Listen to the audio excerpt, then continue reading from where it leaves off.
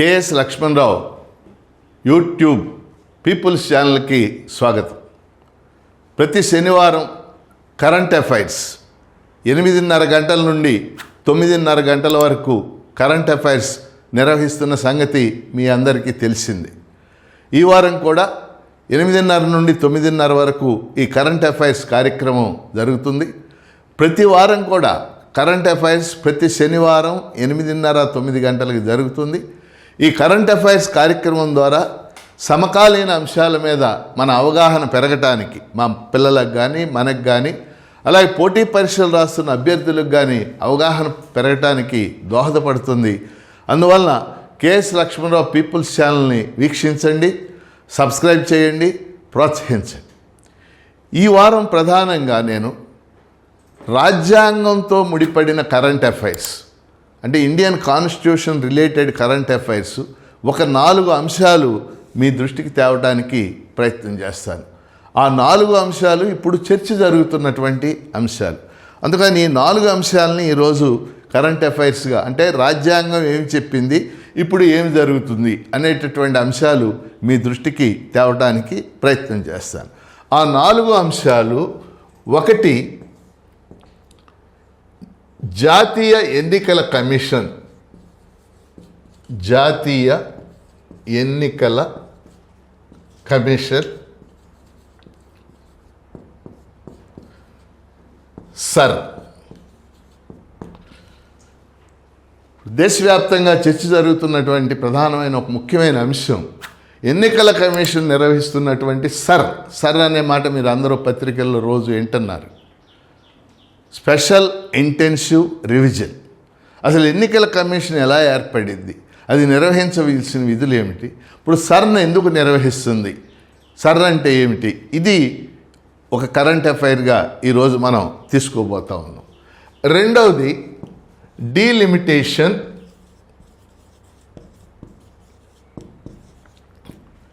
మహిళా reservation bill.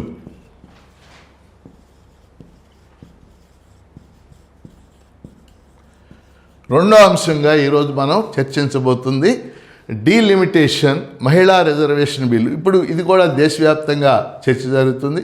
మరోసారి భారత ప్రభుత్వం పార్లమెంటులో దీనికి సంబంధించినటువంటి రాజ్యాంగ సవరణ బిల్లు ప్రవేశపెట్టబోతుంది. అందుకని ఈరోజు అది కూడా మనకి ఇంపార్టెంట్. దాని గురించి మీకు ఎక్స్ప్లెయిన్ చేస్తాను. మొదటిది జాతీయ ఎన్నికల కమిషన్ సర్, రెండవది డీలిమిటేషన్, మహిళా రిజర్వేషన్ బిల్లు. మూడవది ఇప్పుడు చర్చ జరుగుతుంది పార్టీ ఫిరాయింపులు.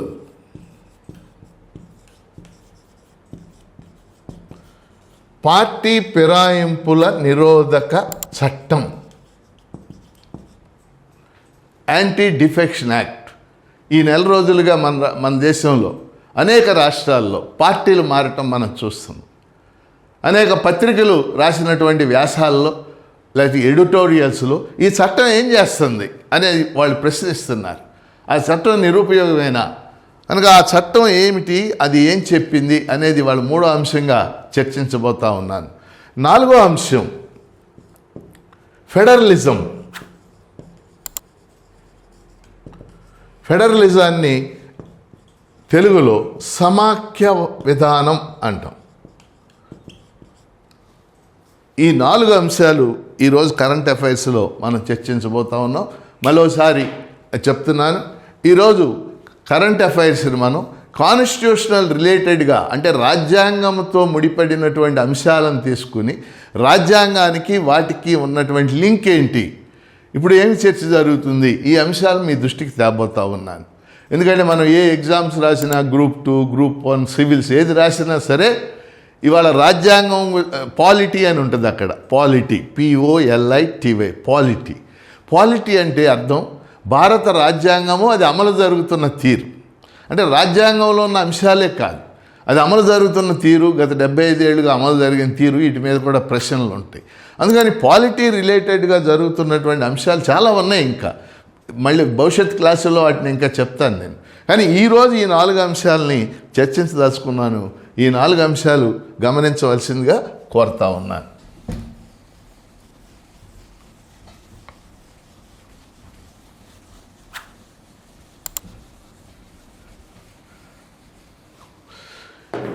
ఇప్పుడు మనం ఒక్కొక్కటే తీసుకుందాం. మొదటిది ఇందాక నేను చెప్పినటువంటి వాటిలో మొదటిది ముందుగా తీసుకుందాం. మనం ఎన్నికల కమిషన్.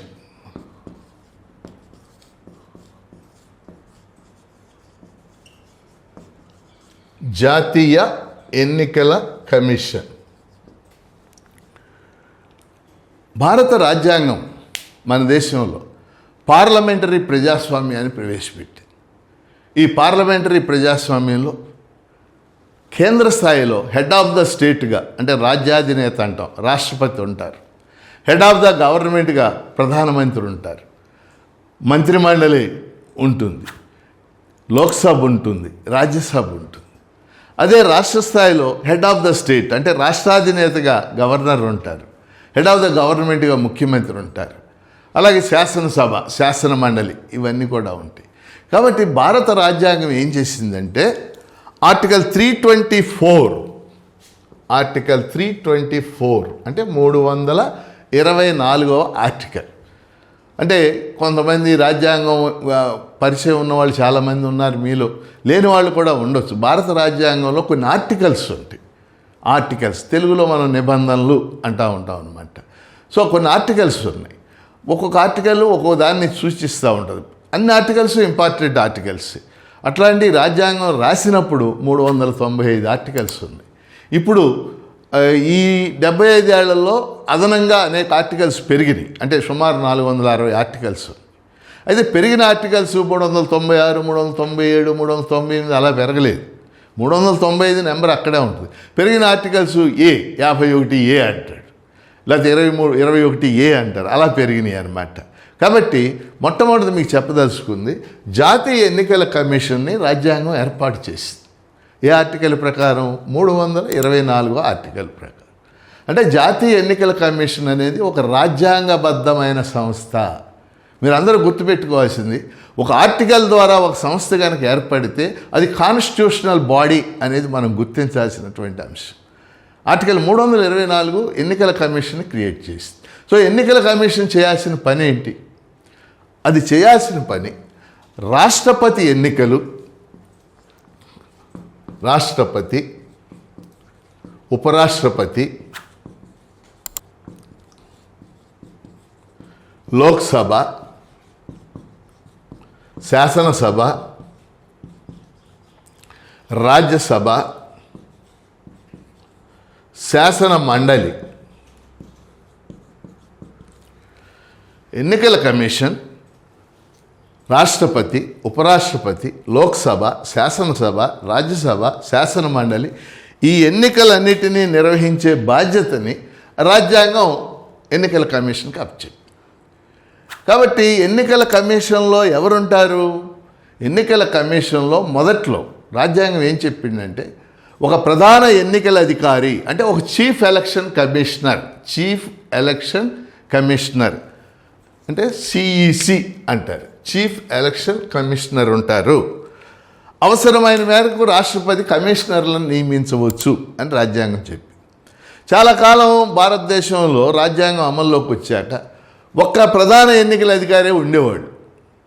మొదట్లో ఉదాహరణకి ఫస్ట్లో సుకుమార్ సేన్ అని ఉండేవాడు. సుకుమార్ సేన్. అలాగే మనందరికీ తెలిసిన పేరు, మీలో కొంతమంది పెద్దవాళ్ళందరికీ తెలుసు, టిఎన్ శేషన్. అసలు ఎన్నికల కమిషన్కి ఇన్ని అధికారాలు ఉన్నాయని గుర్తింపుకు తెచ్చిన వాడు టిఎన్ శేషన్ అనమాట. టిఎన్ శేషన్ వరకు ప్రధాన ఎన్నికల అధికారి ఒక్కళ్ళే ఉండేవాడు. తర్వాత మార్చి ఒక ప్రధాన ఎన్నికల కమిషనరు, 2 కమిషనర్లు ఉండాలి అని మార్చారు. కానీ అప్పటి నుంచి, అంటే దాదాపు 93, 94 ఆ ప్రాంతాల నుంచి ఎన్నికల కమిషనర్లో ఒక ప్రధాన ఎన్నికల అధికారి అంటే సిఈసి, 2 కమిషనర్లు. వీళ్ళని రాష్ట్రపతి నియమిస్తాడు. వీళ్ళని రాష్ట్రపతి ఆర్టికల్ 324 ప్రకారం నియమిస్తాడు.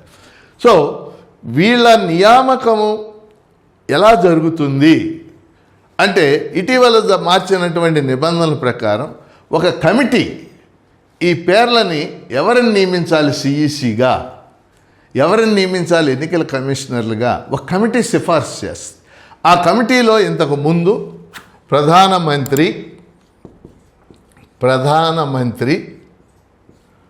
సుప్రీంకోర్టు ప్రధాన న్యాయమూర్తి,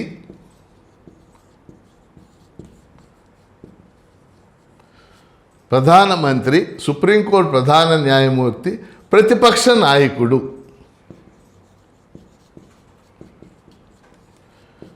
మళ్ళీ ఒకసారి మీకు చెప్తున్నాను, ప్రధాన ఎన్నికల అధికారిని, ఇద్దరు ఎన్నికల కమిషనర్ని రాష్ట్రపతి నియమిస్తారు. కానీ రాష్ట్రపతికి కొన్ని పేర్లు సిఫారసు చేయాలి. ఎవరు సిఫారసు చేస్తారు? దానికి ఒక కమిటీ ఉంది. ఆ కమిటీలో ప్రధానమంత్రి, సుప్రీంకోర్టు ప్రధాన న్యాయమూర్తి, ప్రతిపక్ష నాయకుడు ముగ్గురు ఉంటారు. కానీ ఇప్పుడున్న ప్రభుత్వం 2023లో దీన్ని మార్చి సుప్రీంకోర్టు ప్రధాన న్యాయమూర్తి స్థానంలో కేంద్ర మంత్రి ఎవరో ఒకరు ఉంటారని పెట్టి, అంటే ఇప్పుడున్న కమిటీలో మీరు అర్థం చేసుకోవాల్సింది ప్రధానమంత్రి, కేంద్ర మంత్రి, ప్రతిపక్ష నాయకుడు అంట. అంటే దీని అర్థం ఏంటి? ఇద్దరు ఒక భాగమే, ఒక పక్కే. అంటే ప్రధానమంత్రి, కేంద్ర మంత్రి ఏ పేరు అనుకుంటే ఆ పేరు పాస్ అయిపోదు. ప్రతిపక్ష నాయకుడికి ఇంకో పేరు సూచించినా ఉపయోగం ఏమి ఉండదు. అదే సుప్రీంకోర్టు ప్రధాన న్యాయమూర్తి ఉంటుంటే ఆయన కొంత ఇండిపెండెంట్గా ఉండే అవకాశం ఉండేదేమో. కాబట్టి ఈరోజు ముందు ఎన్నికల కమిషన్ గురించి మీరు దీన్ని ఈ పార్ట్ మొత్తాన్ని కూడా మీరు అర్థం చేసుకోవాలని చెప్పేసి కోరుతా ఉన్నాను. అంటే దీని అర్థం ఏంటంటే ఎన్నికల కమిషన్ స్వతంత్రంగా వ్యవహరించాలి. ఎందుకని స్వతంత్రంగా వ్యవహరించాలి? అది కాన్స్టిట్యూషనల్ బాడీ కాబట్టి, రాజ్యాంగం సృష్టించినటువంటి బాడీ కాబట్టి అది వ్యవహరించాలి. ఇప్పుడు ఏం చేస్తుంది ఎన్నికల కమిషన్? సర్ అనేది ఎందుకు సృష్టించింది? SIR సర్ అంటున్నారు. ఎన్నికల కమిషన్ యొక్క విధుల్లో ప్రధానమైన విధి ఓటర్ల జాబితాలు తయారు చేయటం. ఇప్పుడు మనం ఓట్లు వేయటానికి వెళ్ళినప్పుడు అక్కడ జాబితా ఉంటుంది. అందులో మన పేరు చూసుకుంటారు, వాళ్ళు చెక్ చేస్తారు, టిక్కులు పెడతారు. మీలో ఓట్లు వేసే వాళ్ళందరికీ తెలుసు. అనేక సందర్భాల్లో మా పేరు లేదు, ఓటు లేదని వాపోవటం మనం చూస్తూ ఉంటాం. అంటే ఎన్నికల కమిషన్ యొక్క ప్రధానమైనటువంటి బాధ్యత ఓటర్ల జాబితాలు తయారు చేయటం. గతంలో ఓటర్ల జాబితాలు ఎలా తయారయ్యాయి అంటే, ఒక ఓటరు 18 ఏళ్ళు నిండంగానే అతను ఆధార్ కార్డు, రేషన్ కార్డు, ఈ 2 గుర్తింపు కార్డులు పట్టుకుని వెళ్తే అతను ఓటర్గా నమోదు చేసేవాడు. మనందరికి తెలిసిన విషయం. ఓటర్ల జాబితాలన్నీ కూడా అలాగే తయారైంది. కానీ ఖచ్చితంగా 1 సంవత్సరం క్రితం, కరెక్ట్గా నిన్నటికి సంవత్సరం అయింది, 1 సంవత్సరం క్రితం ఎన్నికల కమిషన్ ఒక కొత్త ప్రక్రియని ప్రారంభించింది. ఆ కొత్త ప్రక్రియే SIR, SIR అంటే special intensive revision. Special intensive revision. Special అంటే ప్రత్యేక, ఇంటెన్సివ్ అంటే సమగ్ర, రివ్యూ అంటే సవరణ. ప్రత్యేక సమగ్ర సవరణ. ఇది ఇప్పుడు ఎన్నికల కమిషన్ చేపట్టింది. మొట్టమొదటిసారిగా గత సంవత్సరం అంటే 2025 బీహార్లో ఎన్నికలు రాబోతున్నాయి. బీహార్ ఎన్నికల్లో అంతకు ముందే ఓటర్ల జాబితా ఆల్రెడీ తయారై ఉంది. ఆ ఓటర్ల జాబితా ఆధారంగా ఎన్నికలు జరపాలి వాస్తవంగా. కానీ సడన్గా ఎన్నికల కమిషను మేము సర్ని ఏర్పాటు చేస్తున్నాం, అంటే ప్రత్యేక రివిజన్ చేస్తున్నాం అని బీహార్లో పెట్టి బీహార్లో కొద్దిపాటి సమయం ఇచ్చి ప్రత్యేక రివిజన్ చేస్తే మీరు ఆశ్చర్యపోతారు. 67 లక్షల ఓట్లు గల్లంతైపోయి. 67 లక్షలు. 67 లక్షలు అంటే మొత్తం ఓటర్లో 7.7%. ఎవరి ఓట్లు గల్లంతయ్యాయి? కొంతమంది చనిపోతారు, మనందరికీ తెలుసు. వాళ్ళ గురించి కాదు ఇక్కడ. సర్ ద్వారా ఎవరి ఓట్లు గల్లంతయ్యాయి? ఇప్పుడు దేశవ్యాప్తంగా పెద్ద చర్చ జరుగుతుంది. ప్రతిపక్షాలు విమర్శిస్తూ ఉన్నాయి. సర్ ద్వారా ఎవరి ఓట్లు గల్లంతయ్యాయి? మైనార్టీలు, అట్లనే దళితులు, అలా వలస కార్మికులు, వీళ్ళందరి ఓట్లు గల్లంతైపోయినాయి అని చెప్పి ఏమంటుంది అక్కడ? ఈ ఓట్లు మాకు సందేహంగా ఉన్నాయి కాబట్టి వీళ్ళు ఓటు నమోదు కావాలంటే వీళ్ళు అంటే 2002, ఇప్పుడు మన రాష్ట్రంలో కూడా జరుగుతుంది, మీరు గమనిస్తారు.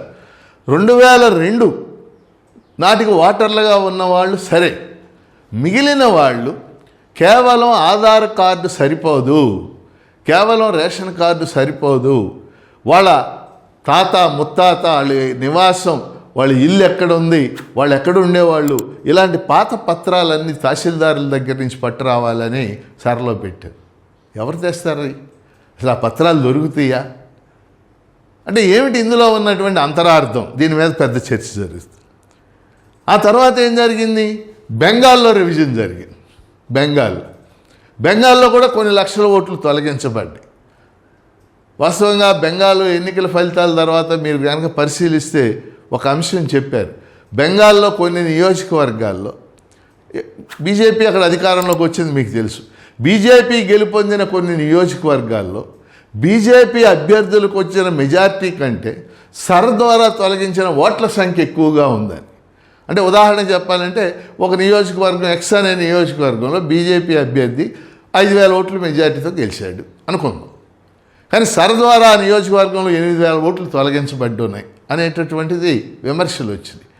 కనుక సర్ దేనికోసం? ఎవరి ఓట్లు తొలగించడం కోసం. ఒక ఆయన, ఒక ప్రముఖ న్యాయవాది, సుప్రీంకోర్టు న్యాయవాది ఒక మాట చెప్పాడు ఇటీవల. అదేంటంటే, గతంలో ఓటర్లు పాలకులను ఎన్నుకునేవాళ్ళు, ఇప్పుడు ఎలక్షన్ కమిషన్ ద్వారా పాలకులు ఓటర్లను ఎన్నుకుంటున్నారనే విమర్శ ఆయన చేశాడు. సుప్రీంకోర్టు కూడా ఇందులో పెద్ద జోక్యం చేసుకోవడానికి అది ఇష్టపడలేదు. ఇప్పుడు ఎందుకు మనకు సర్ ఇంపార్టెంట్ అంటే, ఇప్పుడు ఆంధ్రప్రదేశ్ తెలంగాణతో సహా దాదాపు 14-15 రాష్ట్రాల్లో సర్ రివిజన్ జరుగుతుంది. మరి ఈ రివిజన్లో ఎవరి ఓట్లు తొలగించబడతాయి అనేది పెద్ద చర్చ జరుగుతుంది. ఎలక్షన్ కమిషన్ మీద కూడా తీవ్రమైనటువంటి విమర్శ వస్తూ ఉంది. Chief election commissioner Gyanesh Kumar election కమిషన్ని స్వతంత్రంగా నడపకుండా అది కేంద్ర ప్రభుత్వం యొక్క సంస్థలాగా నడుపుతున్నాడు అనేటటువంటి విమర్శలు కూడా వస్తున్నాయి. అందుకని మన ఈ కార్యక్రమాన్ని వీక్షిస్తున్న వాళ్ళందరూ కూడా ఎన్నికల కమిషన్ గురించి, సర్ గురించి క్లుప్తంగా చాలా విషయాలు ఉన్నాయి అక్కడ, కానీ క్లుప్తంగా అర్థమయ్యేటట్టు మీకు చెప్పడానికి ప్రయత్నం చేశాను. సర్ని అర్థం చేసుకోవాలని చెప్పేసి మిమ్మల్ని కోరుతా ఉన్నాను. ఇది మొదటి అంశం.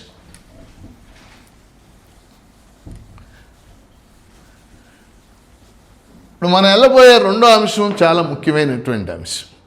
ఏమిటది? డీలిమిటేషన్.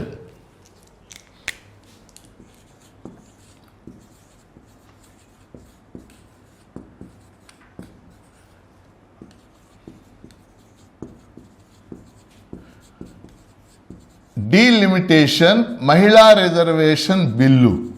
దీని మీద మన దేశంలో గత 2-3 నెలలుగా చర్చ జరుగుతుంది. ఈ చర్చ ఇప్పుడు కొనసాగుతూ ఉంది. దీని మీద కొద్దిగా వివరాలు మీరు తెలుసుకోవాల్సినటువంటి అవసరం ఉంది. ముందుగా మనం భారతదేశంలో మీకు తెలుసు, చట్టసభలు, పార్లమెంట్ అంటే 2 సభలు, రాజ్యసభ, లోక్సభ. ఇందులో లోక్సభ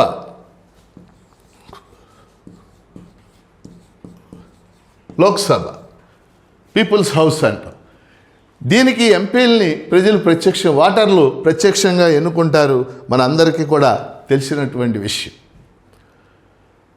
యునైటెడ్ స్టేట్స్ ఆఫ్ అమెరికాలో ఏం జరిగిందంటే, అమెరికాలో ఎగువ సభని సెనేట్ అంటారు, సెనేట్. దిగువ సభని హౌస్ ఆఫ్ రిప్రజెంటేటివ్స్ అంటారు, అంటే ప్రతినిధుల సభ. అమెరికాలో సెనేట్లో ఒక 70, 80, 100 ఏళ్ల క్రితం 100 మంది సభ్యులు ఉన్నారు. ఇప్పుడు కూడా 100 మంది సభ్యులే. అమెరికాలో 50 రాష్ట్రాలు ఉంటాయి. 50 × 2 100 మంది సభ్యులు ఉంటారు. ఇప్పుడు కూడా 100 మంది సభ్యులు, అంటే ఏం మారలే అక్కడ అంకె. అమెరికాలో దిగువ సభ ప్రతినిధి సభ 435 మంది సభ్యులు ఉంటారు. దాంట్లో 70 ఏళ్ల క్రితం 435, ఇప్పుడు కూడా 435. అంటే వాళ్ళు రాజ్యాంగాన్ని ఆ విధంగా చేసుకున్నారు. కానీ మన దేశంలో ఏం జరిగిందంటే, రాజ్యాంగంలో ఆర్టికల్ 81 ఏం చెప్పిందంటే, ప్రతి జనాభా లెక్కలు జరిగిన తర్వాత లోక్సభ సభ్యుల సంఖ్యలో డీలిమిటేషన్ జరగాలి అంది. డీలిమిటేషన్ అంటే ఏంటి? నియోజకవర్గాల పెంపుదల, లేక నియోజకవర్గాల సరిహద్దులు మార్చటం, లేక నియోజకవర్గాల రిజర్వేషన్లు మార్చటం, ఇవన్నీ కూడా డీలిమిటేషన్ కిందకే వస్తాయి. మళ్ళీ చెప్తున్నాను, నియోజకవర్గాల సంఖ్య పెంపుదల ఇది ముఖ్యమైన అంశం. నియోజకవర్గాల సరిహద్దులు మార్చడం, నియోజకవర్గాల రిజర్వేషన్లు మార్చడం, వీటన్నిటినీ డీలిమిటేషన్ అంటారు. డీలిమిటేషన్ జరగాలి అంటే దానికి ఒక కమిషన్ వేస్తారు.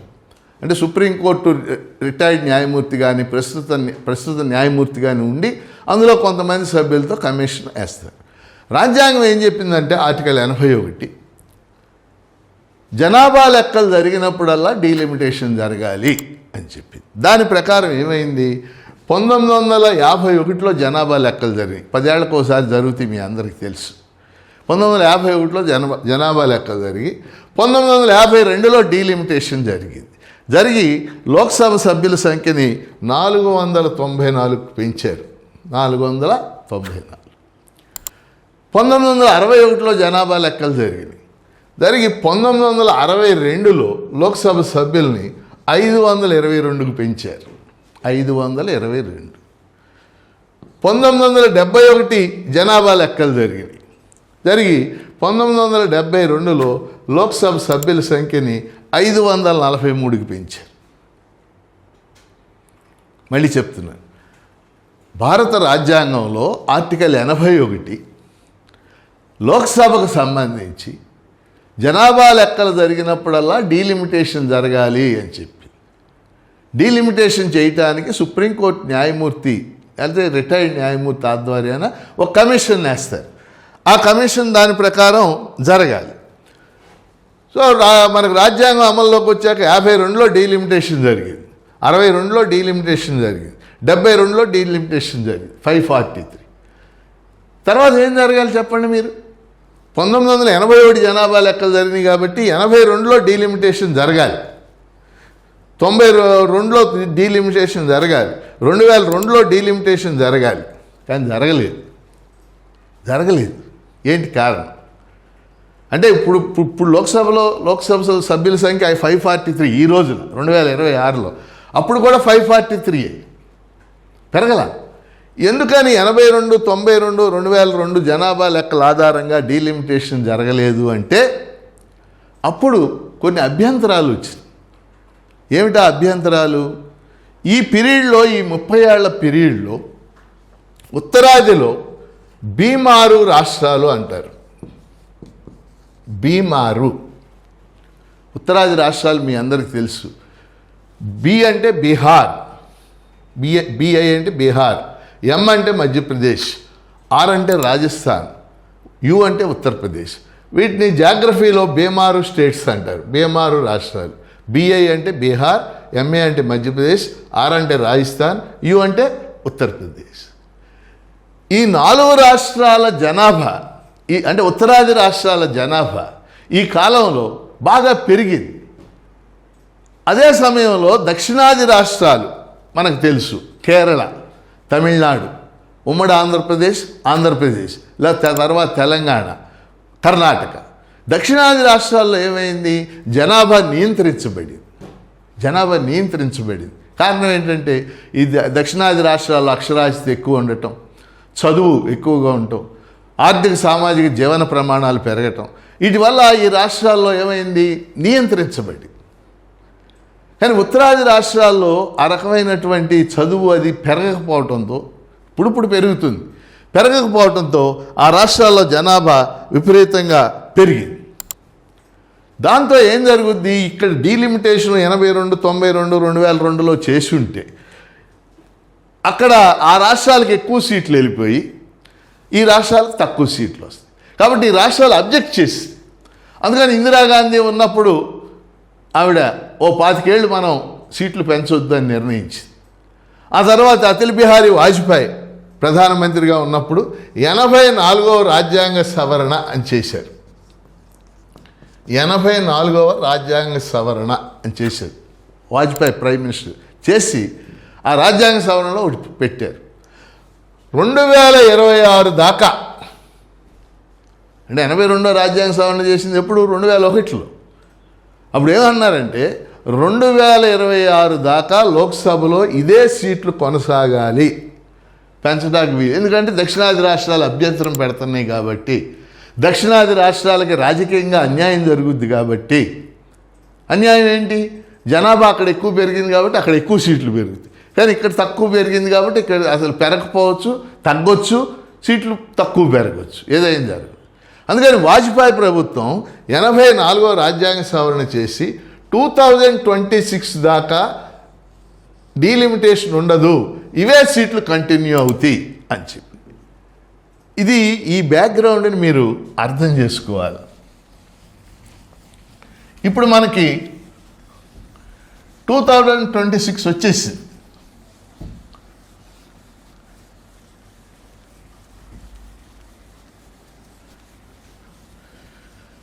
కాబట్టి ఇప్పుడు ఏం చేయాలి, ఎందుకని ఇప్పుడు డీలిమిటేషన్ చేయాలా, ఇప్పుడు జనాభా లెక్కలు కూడా జరగబోతున్నాయి. యాక్చువల్గా భారతదేశంలో 10 ఏళ్ళకు ఒకసారి జనాభా లెక్కలు జరుగుతాయి, మీ అందరికీ తెలుసు. 51, 61, 71, 81, 91, 2001, 2011, 2021లో జరగాలి. కానీ కరోనా వల్ల అప్పుడు జనాభా లెక్కలు జరగలేదు. ఇప్పుడు ఈ సంవత్సరం జనాభా లెక్కలు చేస్తామని కేంద్రం ప్రతిపాదిస్తుంది. కాబట్టి ఇప్పుడు వచ్చిన చర్చ ఏంటంటే, కేంద్ర ప్రభుత్వం మొన్న 131వ రాజ్యాంగ సవరణ ప్రతిపాదించింది. 131వ రాజ్యాంగ సవరణ బిల్లు ఇది. బిల్లు వేరు, చట్టం వేరు, అది గుర్తుపెట్టుకోవాలి. ఒక అంశాన్ని సభలో ప్రతిపాదించినప్పుడు అది బిల్లుగానే ఉంటుంది, దాన్ని బిల్ అంటాం. రాజ్యసభ ఆమోదిస్తే బిల్లే, లోక్సభ ఆమోదిస్తే బిల్లే, ఉభయ సభలు ఆమోదిస్తే బిల్లే. ఆ ఉభయ సభలో ఆమోదించిన బిల్లుకి రాష్ట్రపతి ఆమోద ముద్ర వేస్తేనే అది చట్టం అవుతుంది. ఇది చట్టం అయ్యేటటువంటి బిల్లు, చట్టం అయ్యేటటువంటి విధానం. మొన్న కేంద్ర ప్రభుత్వం, మోడీ ప్రభుత్వం 131వ రాజ్యాంగ సవరణ బిల్లు ప్రవేశపెట్టింది. ఈ బిల్లులో ఏమని చెప్పిందంటే 2 విషయాలు చెప్పింది. ఒకటి డీలిమిటేషన్. డీలిమిటేషన్లో ఏమంది, లోక్సభ సీట్లని పెంచుతాం. ఇప్పుడు 2011 జనాభా లెక్కల ఆధారంగా పెంచుతాం. మొత్తం లోక్సభ సీట్లు 850 చేస్తాం. ఇందులో 815 రాష్ట్రాలకి, 35 కేంద్ర పాలిత ప్రాంతాలకు కేటాయిస్తాం. 850 చేసి, అంటే ఇప్పుడు 543 ఉన్నాయి కదా, ఈ 543ని 850 చేస్తాం. ఇందులో 815 రాష్ట్రాలకు కేటాయిస్తాం, 35 యూటీసీకి కేటాయిస్తాం. రాష్ట్రాలకు ఎలా పెంచుతాం, ఇప్పుడున్న సీట్లకి 50% పెంచుతాం, ఏ రాష్ట్రానికి అన్యాయం జరగకుండా అని ప్రతిపాదించి. అయినా అన్యాయం జరుగుతుంది, అది వేరే విషయం. అంటే ఉదాహరణకి యూపీ ఉందనుకోండి, ఉత్తరప్రదేశ్ ఉంది, 80 సీట్లు ఉన్నాయి, ఇప్పుడు అక్కడ 120 అవుతాయి. 50% పెంచితే 120 అవుతాయి కదా. బీహార్ 40 ఉన్నాయి, ఇప్పుడు 40, అవి 60 అవుతాయి. కేరళ ఉందనుకోండి, కేరళ ప్రస్తుతం 20 ఉన్నాయి, అది 30 అవుతాయి పెంచితే. కాబట్టి బిల్లులో 850కి పెంచుతాం. ప్రతి రాష్ట్రంలో కూడా ఇప్పుడున్న సీట్లకి 50%. ఉదాహరణకు ఆంధ్రప్రదేశ్ ఉంది, ఆంధ్రప్రదేశ్లో ప్రస్తుతం 25 ఉన్నాయి, 38 అవుతాయి. 50% అంటే 13 అనుకోండి, సగం 38 అవుతాయి. ఈ విధంగా పెంచుతామని డీలిమిటేషన్ బిల్లులో పెట్టారు. ఇది ఒక అంశం. ఈ పెంచినటువంటి సీట్లలో 1/3 మహిళలకు రిజర్వేషన్లు కల్పించే విధంగా కూడా ఈ బిల్లులో పెట్టారు. ఇక్కడ ప్రతిపక్షాలు వ్యతిరేకించి, డీలిమిటేషన్ వాళ్ళు వ్యతిరేకించలేదు. వాళ్ళు వ్యతిరేకించింది ఏంటంటే మహిళా రిజర్వేషన్. ఇప్పుడు రెండో అంశాన్ని మీకు చెప్తున్నాను. భారతదేశంలో మహిళా రిజర్వేషన్లు చట్టసభలలో, మీకు రిజర్వేషన్లు 3 రకాలు ఉంటాయి, మీకు తెలుసు. రాజకీయ రిజర్వేషన్లు, ఉద్యోగాల రిజర్వేషన్లు, విద్యాలయాల్లో రిజర్వేషన్. రాజకీయ రిజర్వేషన్లు ఇప్పటికే భారతదేశంలో స్థానిక సంస్థల్లో మహిళా రిజర్వేషన్లు ఉన్నాయి, 1/3. అంటే జెడ్పీఎల్లో లేకపోతే మున్సిపల్ కార్పొరేషన్లో, మీ అందరికీ తెలుసు. 73, 74 రాజ్యాంగ సవరణ ద్వారా లోక్సభలో, శాసనసభల్లో కూడా మహిళలకు రిజర్వేషన్లు ఉండాలని దాదాపు 40-50 ఏళ్ళ నుంచి కోరుతా ఉన్నారు. 2010లోనే గీతా ముఖర్జీ అని చెప్పేసి ఆవిడ సిపిఐ సభ్యురాలు, ఆవిడ నాయకత్వాన్ని ఒక కమిటీ వేస్తే వెంటనే 1/3 రిజర్వేషన్లు బిల్లు పెట్టాలని చెప్పేసి ఆవిడ ప్రతిపాదన చేశారు. అది అమలు జరగలేదు. తర్వాత రాజ్యాంగ సవరణ బిల్లు పెట్టారు, అది అమలు జరగలేదు. అవేమీ అమలు జరగలేదు. కానీ 2023లో, ఇది జాగ్రత్తగా వినాలి క్లాస్ వింటున్న వాళ్ళు, 2023లో మోడీ ప్రభుత్వం 106వ రాజ్యాంగ సవరణ చట్టం చేసింది. 106వ రాజ్యాంగ సవరణ చట్టం అయిపోయింది. ప్రతిపక్షాలు అడిగిన ప్రశ్న ఏంటంటే, మహిళలకి రిజర్వేషన్లు కల్పించే విధంగా ఆల్రెడీ 106వ రాజ్యాంగ సవరణ చట్టం అయిపోయింది. ఎప్పుడు? 2023లో. వాస్తవంగా అది చట్టం అయినప్పుడు 2024లో మొన్న జరిగిన ఎన్నికల్లో దాన్ని అమలు చేయాలి కదా. 2024 ఎన్నికల్లో అమలు జరిగి ఉంటే 543 సీట్లలో 180 సీట్లు మహిళలకు వచ్చాయి ఈ పాటికి. ఇప్పుడు మహిళలు ఎంతమంది ఉన్నారు? 60-70 ఉన్నారు లోక్సభలో. శాసనసభల్లో కూడా మహిళలకు సీట్లు వచ్చాయి. మరి అప్పుడు ఎందుకు అమలు చేయలేదు? అంటే ఆల్రెడీ చట్టం అయిపోయింది. అది ప్రతిపక్షాలు చెప్తుంది. అది 106వ రాజ్యాంగ సవరణ చట్టం అయిపోయింది. ఈ చట్టం అయిపోయిందా మళ్ళీ ఇక్కడ రాజ్యాంగ సవరణ బిల్లులో ఎందుకు పెట్టాలి? కాబట్టి మేము ఆమోదించమని. ఎందుకంటే ఈ బిల్లుకి సభలో 2/3 మెజార్టీ రావాలి. 2/3 మెజార్టీ రావాలి. మొన్న 2 నెలల క్రితం ఈ బిల్లు ప్రవేశపెడితే ప్రతిపక్షాలన్నీ వ్యతిరేకించి బిల్లు వీగిపోయింది. అంటే 2/3 మెజార్టీ రాలేదు. వెంటనే కేంద్ర ప్రభుత్వం అలాగే ఇక్కడ కూటమి పార్టీలు అన్నీ చూడండి మహిళలకు ఎంత అన్యాయం చేశారో, మహిళా బిల్లుని వాడగొట్టారు అని చెప్పారు. కానీ మహిళా బిల్లు రిజర్వేషన్ చట్టం అయిపోయిందనే విషయాన్ని వాళ్ళు చెబుతాం. చట్టం అయిపోయింది. అది కాంపిటేటివ్ ఎగ్జామ్స్లో అడుగుతాడు. మహిళలకి రిజర్వేషన్ కల్పించే చట్టం ఎన్నో రాజ్యాంగ సవరణ చట్టం 106 ఎప్పుడు చేయబడింది? 2023లో చేయబడింది. కాబట్టి ఇప్పుడు ఇదంతా మీకు ఎందుకు చెప్పానంటే, మీకు 131వ రాజ్యాంగ సవరణ బిల్లు వీగిపోయింది. ఇప్పుడు బహుశా రాబోయే 1-2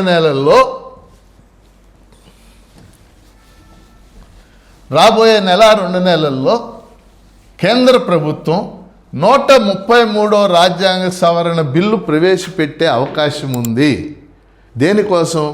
డీలిమిటేషన్ కోసం. యాక్చువల్గా 131వ రాజ్యాంగ సవరణ బిల్లులో ప్రవేశపెట్టిన దాంట్లో ఆ 815 స్థానాలు ఏ రాష్ట్రానికి ఎంత పెంచుతాం? 50%. నేను మీకు చెప్పాను 50% అని. కానీ ఆ 50% ఏ రాష్ట్రానికి ఎంత పెంచుతాం అనేది ఉదహరించాలి. యూపీలో ఎంత పెరుగుతుంది, కేరళలో ఎంత పెరుగుతుంది, ఏపీలో ఎంత పెరుగుతుంది, తెలంగాణలో ఎంత పెరుగుతుంది చెప్పాలి. కానీ ఆ బిల్లులో చెప్పలేదు. అందువల్లనే ఆ బిల్లు వీగిపోయింది. 131వ రాజ్యాంగ సవరణ వీగిపోయింది.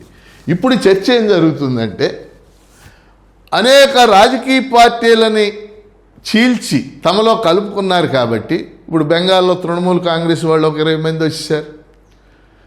మహారాష్ట్రలో శివసేన వాళ్ళు 6-7 చేరారు. ఇంకా అనేక మంది చేరుతూ ఉన్నారు.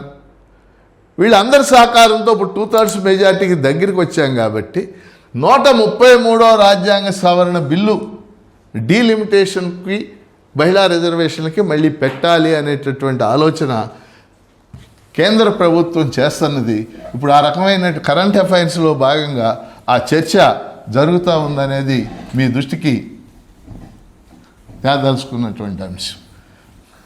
కాబట్టి డీలిమిటేషన్ దగ్గర ఈ క్లాసు వింటున్నటువంటి వాళ్ళు, ఈ కరెంట్ అఫైర్స్ క్లాసు 3 అంశాలు మీ దృష్టిలో ఉండాలి. ఒకటి, డీలిమిటేషన్ అంటే ఏంటి?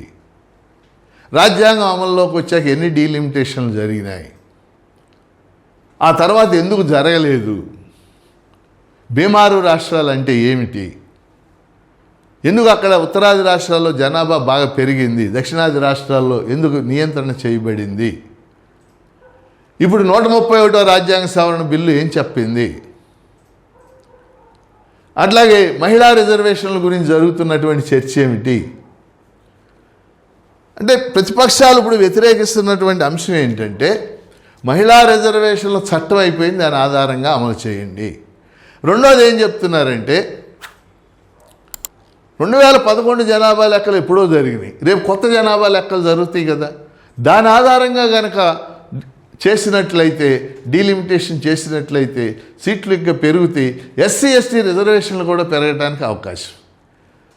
లోక్సభలో కానీ శాసనసభలో కానీ ఈ క్లాస్ వింటున్న వాళ్ళు గుర్తుపెట్టుకోవాల్సింది ఎస్సీలకి ఎస్టీలకి కొన్ని నియోజకవర్గాలు రిజర్వ్ చేయబడతాయి. ఇప్పుడు ఉన్నటువంటి లోక్సభలో ఇప్పుడు 18వ లోక్సభ 2024లో ఎన్నికైన లోక్సభ 18వ లోక్సభ. ఈ 18వ లోక్సభలో ఎస్సీలకి 84 సీట్లు దేశవ్యాప్తంగా, ఎస్టీలకి 47 సీట్లు రిజర్వ్ చేయబట్టి, ఇప్పుడు ఆ రిజర్వ్ చేసినటువంటి సీట్లు వాళ్ళు అంటే అక్కడ ఎస్సీలకు రిజర్వ్ చేస్తే ఎస్సీలే పోటీ, ఓట్లు అందరూ వేస్తారు, మీ అందరికీ తెలుసు. ఇప్పుడు ఉదాహరణకి బాపట్ల నియోజకవర్గం ఎస్సీ రిజర్వ్ నియోజకవర్గం, చిత్తూరు నియోజకవర్గం ఎస్సీ రిజర్వ్ నియోజకవర్గం, అమలాపురం లోక్సభ ఎస్సీ రిజర్వ్ నియోజకవర్గం, అరకులోయ ఎస్టీ రిజర్వ్ లోక్సభ నియోజకవర్గం, అట్లా ఉంటాయి అన్నమాట. ఇలా దేశవ్యాప్తంగా ఎస్సీలకు 84, ఎస్టీలకు 47 ఉన్నాయి. కాబట్టి ఈ డీలిమిటేషను మీకు అర్థమైందని భావిస్తున్నాను. దీని మీద ఫర్దర్గా వచ్చేటటువంటి న్యూస్ అంతా కూడా మీరు ఫాలో అయితే సరిపోదు. సో ఇవాళ ఇప్పటికి 2 అంశాలు చెప్పాను నేను కరెంట్ అఫైర్స్ రిలేటెడ్గా. ఒకటి sir election commission, 2 delimitation parliament Lok Sabha, అట్లనే మహిళా రిజర్వేషన్ బిల్లు, దీని గురించి కూడా మీకు చెప్పాను. ఇప్పుడు 3వ దానికి వెళ్దాం. 3వది పార్టీ ఫిరాయింపుల నిరోధక చట్టం.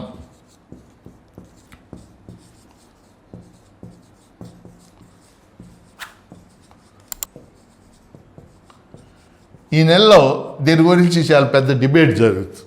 పార్టీ ఫిరాయింపుల నిరోధక చట్టం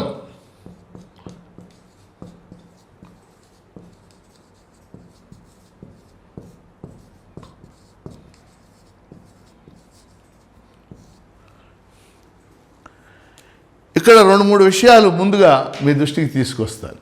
మొదటిది, భారతదేశంలో బహుపార్టీ వ్యవస్థ ఏర్పడింది. అంటే ఇప్పుడు అమెరికా ఉందనుకోండి, అమెరికాలో చిన్న చిన్న పార్టీలు చాలా ఉన్నా గత 200 సంవత్సరాలుగా 2 పార్టీలు అక్కడ డామినేట్ చేస్తుంది, డెమోక్రటిక్ పార్టీ, రిపబ్లికన్ పార్టీ. మొన్నటిదాకా బైడెన్ పరిపాలించాడు, మీకు తెలుసు, ప్రెసిడెంట్గా, ఆయన డెమోక్రటిక్ పార్టీ. ఇప్పుడు ట్రంప్ రిపబ్లికన్ పార్టీ. అలాగే బ్రిటన్ దేశంలో కూడా 2 పార్టీల విధానం ప్రధానంగా ఉంటుంది. అక్కడ చిన్న చిన్న పార్టీలు కొన్ని ఉన్నాయి. ఇప్పుడు బ్రిటన్లో కన్జర్వేటివ్ పార్టీ కానీ లేబర్ పార్టీ కానీ. ఇప్పుడు మన కీర్ స్టార్మర్, ఆయన ఇప్పుడు ప్రస్తుత ప్రధానమంత్రి, రేపు రాజీనామా చేయబోదు కీర్ స్టార్మర్, ఆయన లేబర్ పార్టీకి చెందినవాడు. 2024 ఎలక్షన్లో ఆయన లేబర్ పార్టీ కన్జర్వేటివ్ పార్టీని ఓడించి గెలిపింది. కానీ మన దేశంలో ఏంటంటే పార్టీలు మీ అందరికీ తెలుసు, బహుపార్టీ వ్యవస్థ, అనేక పార్టీలు, జాతీయ పార్టీలు, ప్రాంతీయ పార్టీలు, గుర్తింపు పొందిన పార్టీలు, అనేక రకాలైనటువంటి పార్టీలు ఉంటాయి. మొదటి నుంచి కూడా భారతదేశంలో కాంగ్రెస్సు, అట్లానే కమ్యూనిస్ట్ పార్టీలు, సిపిఐ, సిపిఎం ఇలాంటి పార్టీలు, అలాగే బీజేపీ, బహుజన్ సమాజ్ పార్టీ, ఇవన్నీ కూడా జాతీయ పార్టీలుగా గుర్తింపు పొంది. ఇప్పుడు వైఎస్ఆర్ కాంగ్రెస్ పార్టీ, తెలుగుదేశం, లేకపోతే జనసేన, లేకపోతే డిఎంకే, అన్నాడీఎంకే, లేకపోతే విజయ్ స్థాపించినటువంటి పార్టీ, లేకపోతే తృణమూల్ కాంగ్రెస్సు, లేకపోతే అస్సాంలో అస్సాం గణ పరిషత్తు, మహారాష్ట్రలో శివసేన, లేకపోతే పంజాబ్లో అకాలీదళ్ళు, ఇవన్నీ కూడా ప్రాంతీయ పార్టీలు అన్నమాట. అంటే ఒక పార్టీ జాతీయ పార్టీగా గుర్తింపు పొందాలంటే ఎన్నికల కమిషను కొన్ని నిర్వచనాలు చెప్పింది. ఆ పార్టీ కనీసం 3 రాష్ట్రాల్లో 6% ఓట్లన్నా పొందాలి, లేకపోతే ఎన్ని సీట్లన్నా పొందాలి. అలాంటి పార్టీలను జాతీయ పార్టీలుగా గుర్తిస్తారు. ఇది ఒక భాగం. ఇక 2వ భాగానికి వద్దాం. పార్టీలు, రాజకీయ పార్టీలు ఎన్నికల్లో పోటీ చేస్తాయి, ప్రజాప్రతినిధులు ఎన్నికవుతారు అని అందరికీ తెలుసు. కానీ ఎన్నికైనటువంటి ప్రతినిధులు ఆ పార్టీలో ఉండకుండా, ఆ పార్టీ గుర్తు మీద గెలుస్తారు, పార్టీలకు చిహ్నాలు ఉంటాయి మనకు తెలుసు కదా, కానీ ఆ పార్టీలో ఉండకుండా వేరే పార్టీలోకి మారిపోతున్నారు. వీటినే మనం పార్టీ ఫిరాయింపులు అంటాం. వాస్తవంగా 1950లో 60లో ఆ ప్రాంతాల్లో కూడా కొంతమంది ఆ పార్టీని వదిలేసి వేరే పార్టీకి వెళ్ళిన వాళ్ళు ఉన్నారు, గొప్ప గొప్ప వాళ్ళు కూడా ఉన్నారు. ఇప్పుడు ఉదాహరణకి రాజాజీ, సి రాజగోపాలాచారి మీ అందరికి కూడా తెలుసు, గొప్ప వ్యక్తి ఆయన. ఆయన కాంగ్రెస్ని విభేదించి బయటికి వెళ్ళిపోయి స్వతంత్ర పార్టీ స్థాపించారు. అంటే దానికి ఒక సిద్ధాంత ప్రాతిపదిక, ఒక ఐడియాలజికల్ ప్రాతిపదిక ఉంది. అధికారం కోసం, దీనికి డబ్బు కోసం కాదు. అలా మారిన వాళ్ళు చాలామంది. ఆచార్య రంగా చాలా పార్టీలు మారాడు ఆయన, ఆ పార్టీల విధానాలు నచ్చక. కానీ 70ల తర్వాత ఇండియాలో ఏమైందంటే పార్టీలు మారటం అనేది అధికారం కోసం, డబ్బు కోసం, లేకపోతే కాంట్రాక్టుల కోసం, ఎస్పెషల్లీ ఈ రోజుల్లో క్రోనిక్ క్యాపిటలిజం అంటాం. భూముల కోసం, కాంట్రాక్టుల కోసం, లేకపోతే ఖనిజ సంపద కోసం, లేకపోతే పెద్ద పెద్ద కంపెనీలు స్థాపించి వాటి ట్యాక్సులు తప్పించుకోవటం కోసం ఈ పెద్ద ఎత్తున మనకు కనపడుతుంది. 1967లోనే హర్యానాలో 2 ఎమ్మెల్యేలు, ఆయారాం గయారాం అని 2 ఎమ్మెల్యేలు ఉండేవాళ్ళు. వాళ్ళిద్దరూ 48 గంటల్లో 6 సార్లు పార్టీ మారారు. అందుకని అప్పటి నుంచి పార్టీ ఫిరాయింపుదారులను ముద్దుగా ఆయారాం గయారాం అంటారు. అందుకని రాజీవ్ గాంధీ ప్రైమ్ మినిస్టర్ అయ్యాక 1984లో ఆయన 1985లో ఒక చట్టం చేయించింది ఆయన ప్రభుత్వం, పార్టీ ఫిరాయింపుల నిరోధక చట్టం, యాంటీ డిఫెక్షన్ యాక్ట్. 52వ రాజ్యాంగ సవరణ ద్వారా చేసి చాలామంది ఆ చట్టాన్ని అప్పుడు హర్షించారు. కానీ 40 ఏళ్ళు గడిచాక, ఇప్పుడు 40 ఏళ్ళు అయిపోయింది ఆ చట్టం అమల్లోకి వచ్చి, మనం గమనిస్తే ఆ చట్టం ఏమీ ఉపయోగం లేకుండా నిరుపయోగం అయిపోయింది. ఎందుకంటే ఆ చట్టంలో 2 నిబంధనలు ఉన్నాయి. ఒకటి, ఒక పార్టీ తరపున ఎన్నికైనటువంటి ప్రజాప్రతినిధి, ఎమ్మెల్యే కానీ ఎంపీ కానీ ఇంకొకరు కానీ పార్టీ మారాడా లేదా అని నిర్ణయించే అధికారాన్ని చట్టం స్పీకర్కి ఇచ్చింది. స్పీకర్ అంటే ఎవరు? అధికార పార్టీ నుంచి ఎన్నికైన వాడు. స్పీకర్లు ఎప్పుడూ కూడా అధికార పార్టీలకు అనుకూలంగా ఉంటున్నారు. అంటే ఒకప్పుడు లేరు, ఎప్పుడో మనకి ఫస్ట్ లోక్సభ, 2వ లోక్సభ అనంతశయనం అయ్యంగార్ అని ఎన్నికయ్యాడు ఆయన కాంగ్రెస్ తరఫున. కాగానే ఆయన కాంగ్రెస్ పార్టీకి రాజీనామా చేసి, ఆ విలువలు వేరు, ఆ విలువలు ఇప్పుడు మనం ఆశించలేము. కాబట్టి స్పీకరు అధికార పార్టీకి అనుకూలంగా చేస్తాడు కదా. నాకు తెలిసి 40 ఏళ్లలో స్పీకర్లో ఈయన సభ్యత్వం రద్దు అని చెప్పిన సంఘటనలు చాలా అరుదుగా జరిగాయి, 1-2 జరిగినాయి అంతే. ఎంతమంది మారారు పార్టీలు? రెండో లోపం ఏంటంటే ఎంపికైన సభ్యుల్లో 1/3 కనుక ఓ పార్టీకి 30 మంది ఎన్నికయ్యారు. 10 మంది కనుక మారితే 1/3 అది ఫిరాయింపు కాదు, చీలిక అవుతుంది అని చట్టంలో పెట్టారు. తర్వాత కొద్ది చిన్న చిన్న మార్పులు చేశారు. అంటే ఏంటి? ఫిరాయింపు వ్యక్తిగతంగా చేయొద్దు, సామూహికంగా చేయమని ఆ చట్టం చెప్తుంది. కాబట్టి ఈ చట్టం ఉపయోగం లేకుండా పోయింది అనేది మన దృష్టిలో చూస్తే, ఇప్పుడు ఎందుకు చెప్తున్నాను ఇది నేను? ఇప్పుడు ఈ నెలలో ఫిరాయింపుల కోసం పెద్ద చర్చ జరుగుతూ ఉంది. ఉదాహరణకి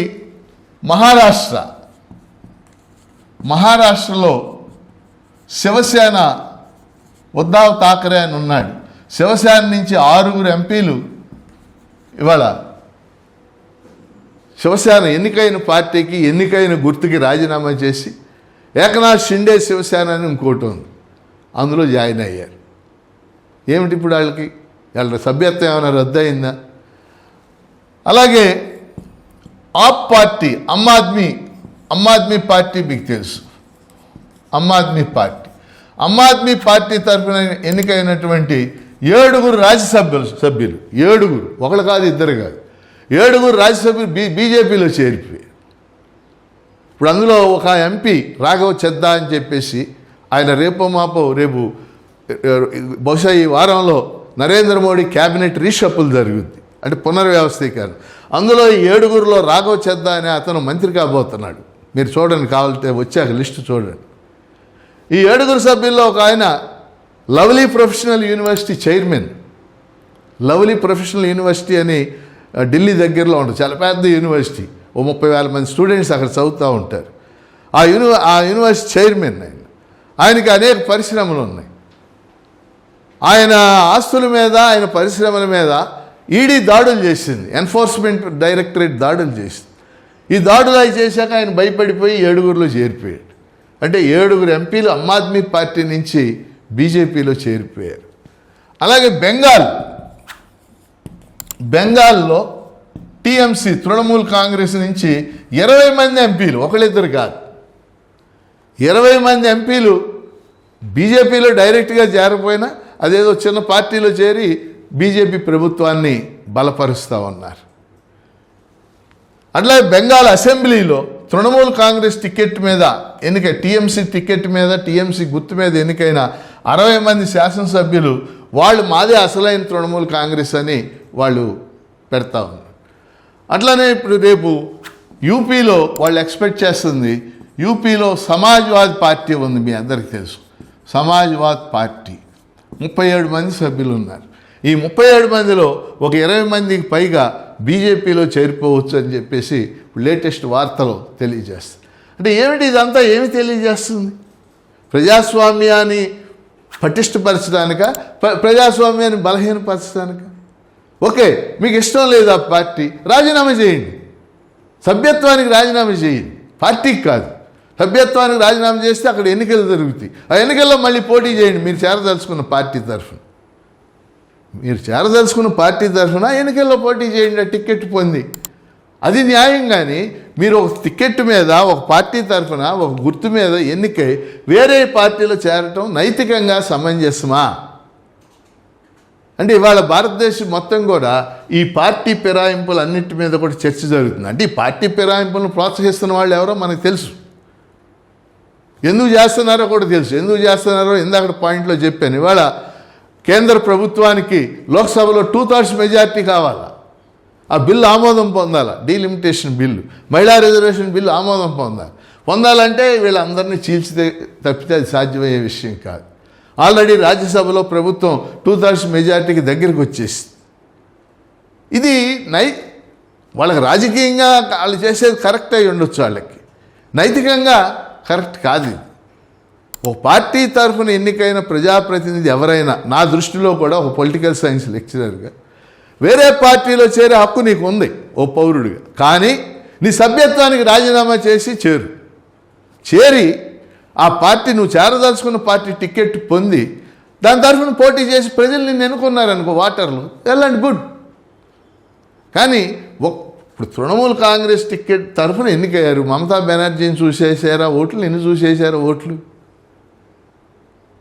సమాజ్వాదీ పార్టీని తరఫున ఎన్నికయ్యారు. అఖిలేష్ యాదవ్ని చూసేసారు ఓట్లు, ఎన్ని చూసేసారు ఓట్లు?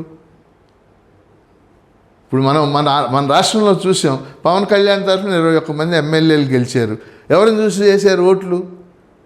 ఎమ్మెల్యేలు కొంత ప్రాధాన్యత ఉండొచ్చు వ్యక్తులుగా, కానీ నాయకత్వం ఇట్లాంటి పార్టీలు అన్నింటిలో కూడా ఏంటంటే నాయకులు, చంద్రబాబు నాయుడు తెలుగుదేశం పార్టీని చూసి ఎమ్మెల్యేలకు ఓట్లు వేస్తారు. కానీ గెలిచాక ఎమ్మెల్యేలు ఏమనుకుంటారు? ఇదంతా మన గొప్పతనమే అనుకుంటూ ఉంటారు. అందుకని ఇవాళ పార్టీ ఫిరాయింపుల నిరోధక చట్టం మీద ఈ నేపథ్యంలో పెద్ద డిబేట్ జరుగుతుంది. వీటిని మీరు అర్థం చేసుకోవాలని చెప్పేసి కోరుతున్న ఇది 3వ అంశం. ఈ చివరి అంశంతో ఈరోజు క్లాసు ముగిద్దాం.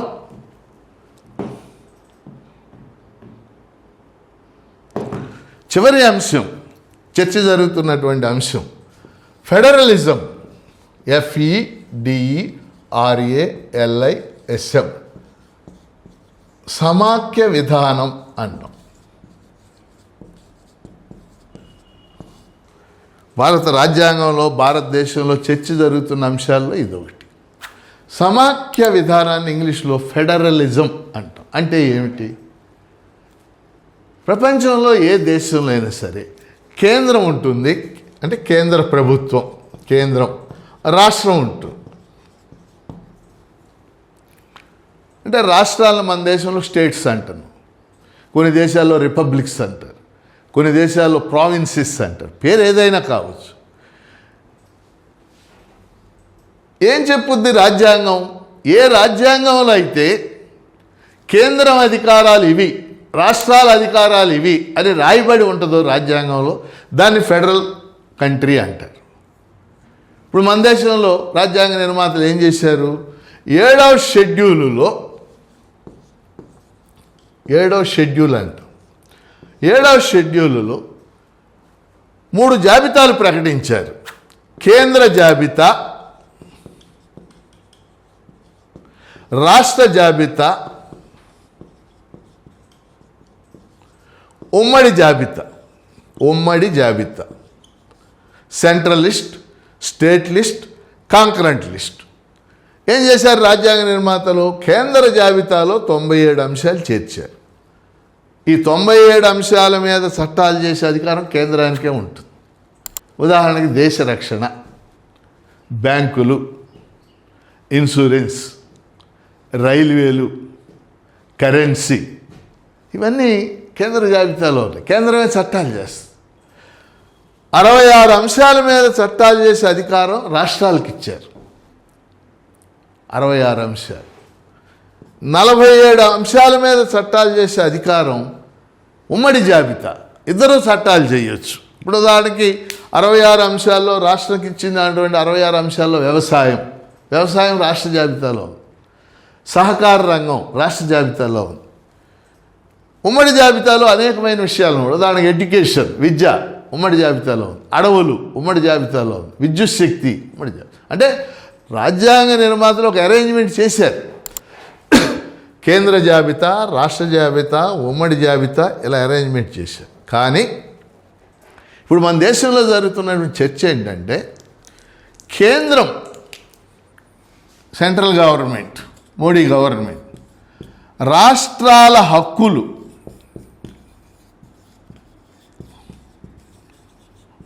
హరించే విధంగా అనేక చట్టాలు చేస్తుంది. ఇది మాకు అన్యాయం, రాష్ట్రాలకు రావాల్సినటువంటి నిధులు సక్రమంగా ఇవ్వటం లేదు అని చెప్పేసి అనేక రాష్ట్రాలు, అంటే అలా అనేక రాష్ట్రాల సంఖ్య క్రమంగా తగ్గిపోతుంది. ఎందుకంటే అనేక రాష్ట్రాల్లో కేంద్రానికి అనుకూలంగా ఉండే ప్రభుత్వాలు క్రమక్రమంగా వచ్చేస్తున్నాయి. మనందరం కూడా చూస్తున్నాం. ఎందుకంటే భారతదేశంలో కేంద్ర రాష్ట్ర సంబంధాలు పెద్ద చర్చనీయాంశం. మొదటి నుంచి, ఇప్పుడు కాదు, 1967 నుంచి ఈ చర్చ జరుగుతూనే ఉంది. వాస్తవంగా 1980వ దశకంలో, అంటే ఆ దశాబ్దంలో 1980లో అనేక ప్రాంతీయ పార్టీలు ఏర్పడటానికి కేంద్రం అనుసరించిన విధానాలే కారణం. మన రాష్ట్రంలో ఎన్టీ రామారావు గారు తెలుగుదేశం పార్టీని స్థాపించడానికి కేంద్రం అనుసరించిన విధానాలే కారణం. అస్సాంలో అస్సాం గణ పరిషత్ అధికారంలోకి రావడానికి కేంద్రం అనుసరించిన విధానాలే కారణం. ఆ రోజుల్లో 1980స్లో 83, 84 ఆ ప్రాంతాల్లో అనేక పార్టీలు, ఉదాహరణకి ఎన్టీ రామారావు, ఫరూక్ అబ్దుల్లా అంటే జమ్మూ కాశ్మీర్ లీడర్, జ్యోతిబాసు బెంగాల్ లీడర్, అట్లా రామకృష్ణ హెగ్డే అని ఉండేవాడు కర్ణాటక ముఖ్యమంత్రి. వీళ్ళందరూ పెద్ద సమావేశం పెట్టి మాకు అధికారాలు చాలా తక్కువ ఉన్నాయి, రాష్ట్రాలకు ఇంకా ఎక్కువ అధికారాలు ఇవ్వాలి అని ఇందిరాగాంధీ అంతటావిడిని డిమాండ్ చేశారు. ఇందిరాగాంధీ అప్పుడు చాలా శక్తివంతంగా ఉన్న లీడర్ ఆవిడని డిమాండ్ చేశారు. అందుకని ఇందిరాగాంధీ ఆ రోజుల్లో సర్కారియా కమిషన్ అని ఒక కమిషన్ వేసి రాష్ట్రాలకు ఇంకా అధికారాలు ఇవ్వాలా అనేటటువంటి అంశం మీద ఆవిడ అఫీషియల్ కమిషన్. తర్వాత మన్మోహన్ సింగ్ ప్రైమ్ మినిస్టర్గా ఉన్నప్పుడు కేంద్ర రాష్ట్రాల్లోకి ఏం మార్పులు తేవాలి అధికారాల్లోని ఎంఎం పూంచి కమిషన్ అని వేశారు. ఎంఎం పూంచి కమిషన్ అని చెప్పేసి ఆ విధంగా మనకి అనేక కమిషన్లు వేయబడి ఇప్పటికీ ఆ చర్చ జరుగుతూనే ఉంది. ఉదాహరణకి మోడీ ప్రభుత్వం జిఎస్టీ ప్రవేశపెట్టింది. జిఎస్టీ మనందరికీ తెలుసు, goods and services tax. GST రాష్ట్రాల హక్కుల్ని హరించింది అనేది చాలా రాష్ట్రాల ఆరోపణ. రాష్ట్రాలకు ఉన్నటువంటి ఆర్థిక వనరులు జిఎస్టీ వల్ల తగ్గిపోయాయని చెప్పేసి చాలామంది ముఖ్యమంత్రులు వాపోతున్నటువంటి పరిస్థితి. అట్లనే మనం రైతు చట్టాలు అని చేసింది మోడీ గవర్నమెంట్. రైతు చట్టాలు మీకు గుర్తుండి ఉంటుంది, ఓ 2 ఏళ్ల క్రితం ఢిల్లీలో లక్షలాది మంది రైతులు, మోడీ ప్రభుత్వం 3 చట్టాలు చేసింది రైతు చట్టాలు అని చెప్పేసి. వాటికి వ్యతిరేకంగా ఢిల్లీలో లక్షలాది మంది రైతులు ఆందోళన చేశారు. చలిలో ఒడికిపోతా ఆందోళన చేశారు. దాదాపు 750 మంది రైతులు చచ్చిపోయారు. వాస్తవంగా ఈ చట్టాలు కేంద్రం చేయొచ్చా? ఎందుకని రైతు చట్టాలంటే వ్యవసాయం రాష్ట్ర జాబితాలో ఉంది, కానీ చట్టం చేసింది కేంద్ర ప్రభుత్వం. చివరికి ఆ ఆందోళనని తలవొగ్గి మోడీ ప్రభుత్వం ఆ చట్టాలని ఉపసంహరించాల్సినటువంటి పరిస్థితి ఏర్పడింది. కాబట్టి కేంద్ర రాష్ట్ర సంబంధాలకు సంబంధించి కూడా ఈ రకమైనటువంటి చర్చ జరుగుతుంది. ఈ చర్చను కూడా మీరు ఫాలో కావాలని చెప్పేసి కోరుతూ ఉన్నాను. అందుకని ఈరోజు క్లాసులో మనం ప్రధానంగా 4 అంశాలు డిస్కషన్ చేసాం. అంటే కాన్స్టిట్యూషనల్ రిలేటెడ్ కరెంట్ అఫైర్స్ని అర్థం చేసుకోవడానికి ఇది ఉపయోగపడుతుందని నేను ఈ క్లాసు ఈరోజు, ఎందుకంటే వీటన్నిటి మీద ఇప్పుడు చర్చ జరుగుతుంది. ఎన్నికల కమిషన్ పని విధానం, ఈరోజు అమలు జరుగుతున్నటువంటి తీరు, స్పెషల్ ఇంటెన్సివ్ రివిజన్, ప్రత్యేక సమగ్ర సవరణ ఓటర్ల జాబితాలు. రెండోది డీలిమిటేషన్ మరియు మహిళా రిజర్వేషన్ బిల్లు. 131వ రాజ్యాంగ సవరణ బిల్లు వీగిపోయింది. త్వరలో మోడీ ప్రభుత్వం 133వ రాజ్యాంగ సవరణ బిల్లు నేను అనుకోవటం ఒక నెల 15 రోజుల్లో పార్లమెంట్ ప్రత్యేక సమావేశం పెట్టి ఆ బిల్లు పెడతారని నేను అనుకుంటున్నాను. ఇదంతా కరెంట్ అఫైర్స్లో భాగమే. అందుకని డీలిమిటేషన్ అంటే ఏంటో మీరు తెలుసుకోవాలి. ఇండియాలో ఇప్పటికి ఎన్ని డీలిమిటేషన్లు జరిగినాయో మీరు తెలుసుకోవాలి. 84వ రాజ్యాంగ సవరణ గురించి తెలుసుకోవాలి. ఇప్పుడు డీలిమిటేషన్లో ఎన్ని సీట్లకు పెంచబోతున్నారు అనేది తెలుసుకోవాలి. మహిళా రిజర్వేషన్ బిల్లు ఆల్రెడీ 2023లో ఏ చట్టం ద్వారా మహిళా రిజర్వేషన్ చట్టం అయింది, 106వ రాజ్యాంగ సవరణ చట్టం, వాటిని కూడా మీరు తెలుసుకోవాలి. అట్లా మూడోది పార్టీ ఫిరాయింపుల నిరోధక చట్టం మీద జరుగుతున్న చర్చ తెలుసుకోవాలి. నాలుగోది ఈ ఫెడరలిజానికి సంబంధించినటువంటి అంశాలు కూడా తెలుసుకోవాలి. ఇది కాబట్టి ఈ వారం మనం ప్రధానంగా రాజ్యాంగ ఆధారిత కరెంట్ అఫైర్స్ తెలుసుకోవటానికి అవకాశం అంటే ఆ ప్రాతిపదిక, ఆ గ్రౌండ్ నిర్మించడానికి క్లాస్ ద్వారా నేను ప్రయత్నం చేశాను. మీరు అన్నిటిని తెలుసుకోండి. మళ్ళీ నెక్స్ట్ వీక్ వచ్చే శనివారం మళ్ళీ కొత్త అంశాలు, ఈ వారం జరిగినటువంటి అంశాలన్నిటిని కూడా మీ దృష్టికి తెస్తానని తెలియజేస్తూ, మరి కెఎస్ లక్ష్మణరావు పీపుల్స్ ఛానల్ని ఇప్పటికే మీరు ఎంతో ఆదరించారు. వేలాది మంది ఇప్పటికే సబ్స్క్రైబ్ చేశారు. ఇంకా అనేక మంది సబ్స్క్రైబ్ చేసినట్లయితే మనకెంతో ఉపయోగకరంగా ఉంటుంది. ముఖ్యంగా మన ఛానల్ యొక్క ఉద్దేశం 4 లక్ష్యాలని మీకు మొదట్లోనే చెప్పాను. మొదటి లక్ష్యం సమకాలీన అంశాల మీద విశ్లేషించటం, సమకాలీన అంశాల మీద ప్రభుత్వాలకి, పౌర సమాజానికి అనేక సూచనలు, సలహాలు ఇవ్వటం, అది మొదటి అంశం. అలాగే సమాజంలో అనేక రంగాల్లో ప్రసిద్ధి చెందిన వ్యక్తుల్ని ఇంటర్వ్యూలు చేయటం, అది ఇంకా మనం ప్రారంభించాలి. ఎందుకంటే మన ఛానల్ ప్రారంభించి ఈ రోజుకి అంటే నెల మాత్రమే, మే 27న మనం మొదటి వీడియో చేసాం జవహర్లాల్ నెహ్రూ మీద. అది ఎంతో ఆదరణ పొందింది. అప్పటి నుంచి మనం ఈ వీడియోలు చేస్తూ ఉన్నాం. అనేక మంది ప్రముఖ వ్యక్తులను మనం చేయాలి. మూడవది వీక్లీ కరెంట్ అఫైర్స్, అది ఇప్పుడు చేస్తూ ఉన్నాం మనం. ఇది బహుశా 4వ ఎడిషన్ ఇది.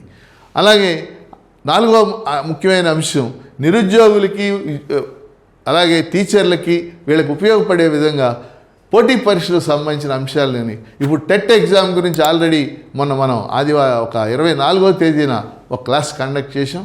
ఎల్లుండి ఆదివారం అంటే 28వ తారీఖు ఆదివారం ఇంగ్లీష్ క్లాసు జరుగుద్ది. అది రాత్రి 8:30 నుంచి 10 దాకా జరుగుద్ది. ఆ క్లాసును కూడా మీరు అందరూ చూడాలని చెప్పేసి, ఇంగ్లీషు ఒకవేళ ఆ పరీక్ష రాయిపోతున్న వాళ్ళు కాకపోయినా చూడవచ్చు. ఎందుకంటే ఇంగ్లీష్ క్లాసులో ఉండేదంతా గ్రామర్ ఎలా నేర్చుకోవాలి, గ్రామరే రేపు ఆ పరీక్షలో కూడా ఉంటుంది. సాధారణ పౌరులు కూడా గ్రామరు నేర్చుకునే అవకాశం ఉంటుంది. ఆ క్లాసును వినాలని చెప్పేసి కోరుతా ఉన్నాను.